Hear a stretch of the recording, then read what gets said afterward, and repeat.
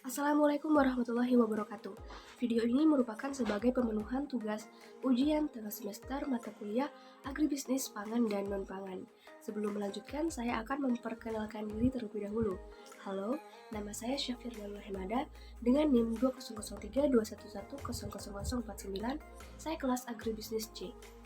Di sini saya memilih 3 komunitas, di mana untuk komunitas yang pertama adalah komunitas padi, komunitas yang kedua adalah komunitas garam, dan komunitas yang ketiga adalah komunitas sapi potong. Langsung aja kita masuk ke komunitas yang pertama, yaitu komoditas padi. Di komoditas padi ini saya memilih daerah Kabupaten Indramayu sebagai topik pembahasan. Setelah saya literasi dari jurnal yang ditulis oleh Wiwi Ambarsari dan kawan-kawan yang berjudul Upaya Pengembangan Agribisnis Padi atau Olise Sativa di Kabupaten Indramayu. Di situ saya memperoleh informasi bahwa hasil produksi komoditas padi di Kabupaten Indramayu mengalami penurunan, sehingga harga beras di pasaran tidak stabil. Harga pasaran beras yang tidak stabil ini juga berakibat pada pendapatan petani yang ikut menurun pula. Mungkin solusi yang dapat dilakukan terhadap permasalahan yang sudah saya paparkan tadi, itu di sini para petani di Kabupaten Indramayu bisa menerapkan sistem terbaru dalam melakukan produksi padi.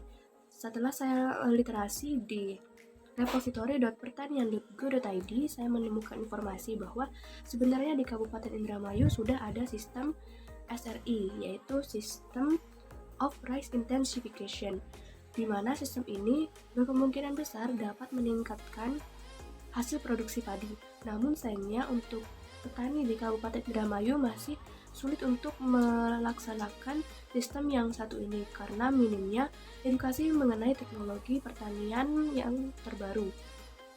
Kemudian untuk harga beras yang tidak stabil di pasaran dan para petani yang mendapatkan pendapatan yang minim, dapat dilakukan solusi berupa meminimalisirkan biaya produksi dan distribusi, di mana dengan meminimalisirkan biaya produksi dan distribusi di sini petani bisa mendapatkan keuntungan, setidaknya bisa lebih banyak daripada sebelumnya. Kemudian ada pun kebijakan petani dari Kabupaten Indramayu. Di sini ada 5 kebijakan yang diberikan oleh pemerintah Kabupaten Indramayu. Untuk kebijakan yang pertama, yaitu komitmen pemerintah daerah terhadap konsistensi kebijakan pembangunan. Di sini pemerintah memberikan dukungan anggaran, pembuatan aturan, ataupun pada PBB, pembayaran PBB, yakni pajak bumi dan bangunan. Untuk yang kedua, yaitu pemasaran, jaminan, dan perlindungan harga petani.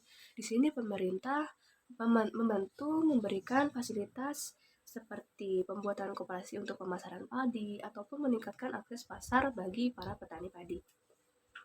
Kemudian untuk yang ketiga, di sini di SDM-nya juga pemerintah akan meningkatkan SDM-nya, baik itu secara kualitas ataupun kuantitas, misalnya dengan pendidikan formal ataupun non formal.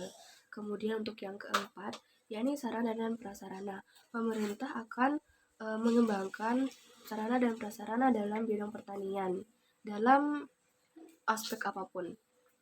Kemudian untuk yang kelima, yakni dalam bidang permodalan.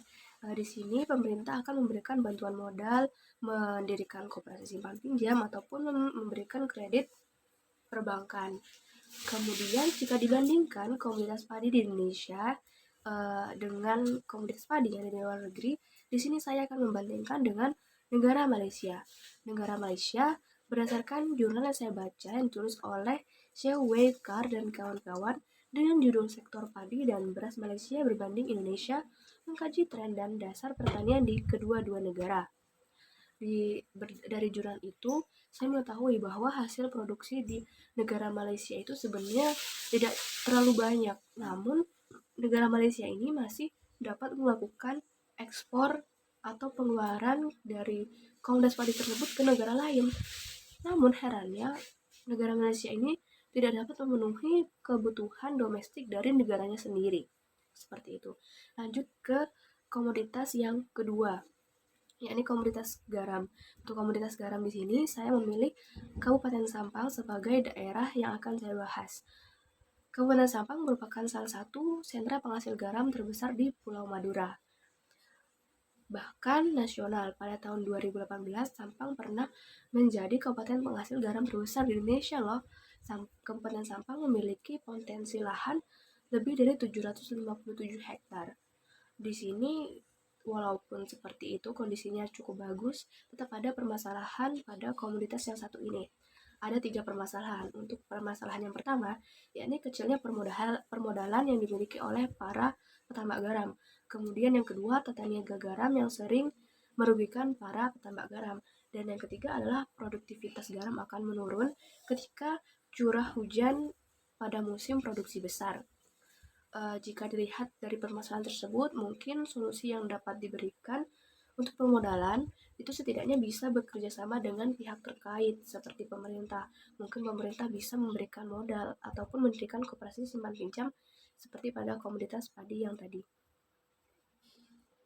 Kemudian untuk perihal tata niaga mungkin terjadinya ketidakuntungan atau tidak menguntungkan para petani di sini karena kurangnya edukasi para petambak garam atau petani garam dalam hal tata niaga. Di sini bisa diadakan penyuluhan mengenai tata niaga pada petani garam tersebut. Kemudian untuk produktivitas garam yang menurun ketika curah hujan, seharusnya sudah ada teknologi terbaru mengenai permasalahan tersebut agar pada saat musim hujan sedang berada pada musim hujan, petani garam masih tetap bisa melakukan tahap produksi.